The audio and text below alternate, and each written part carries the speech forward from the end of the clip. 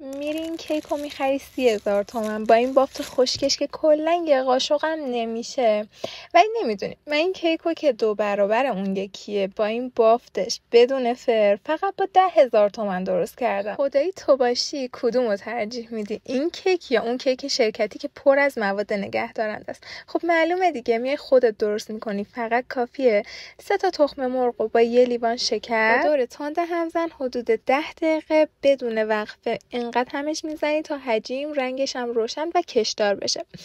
بعد فوت کوزه‌گریش اینجاست که حتما باید برای اینکه طعمش مثل طعمای بیرونی بشه، کیک‌های بیرونی بشه، باید بهش اسانس وانیل و نارگیل رو اضافه کنی. یعنی این باعث میشه که طعم و بوی بیرونی بگیره.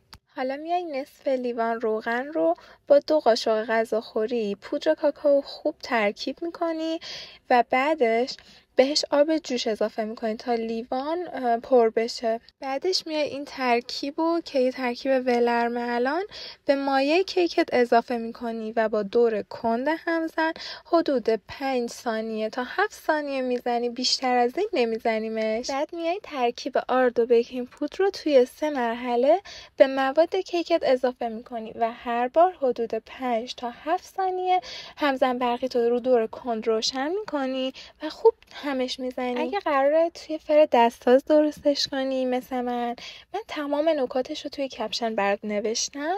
اگه هم تو فر درستش میکنی که دما رو هم تو فر برات نوشتم. حالا مایه کیک رو داخل قالب میریزی، میتونه لیوان کاغذی باشه یا قالبای کاپ کیک. بعدم که میذاری بپزه، در نهایت میتونی یه سس هم براش درست کنی که این سس ترکیب مساوی شکلات تخته‌ای و خامه صبحانه یا خامه قنادیه. اینو روی بخار بنماری آب میکنی و بعدش وسط کیک ها میریزی که خیلی جذاب تر میشه. امیدوارم این ویدیو رو دوست داشته باشی و حتما درستش کنی. اگه درست کردی عکس بفرست که من استوری کنم. توی پیجم پر از آموزش های فست فودی و کیک و دسر. اگه خوشت میاد حتما رازی کوک رو دنبال کن و مهمون همیشگی پیجم باش. راستی لایک این پست یادت نره.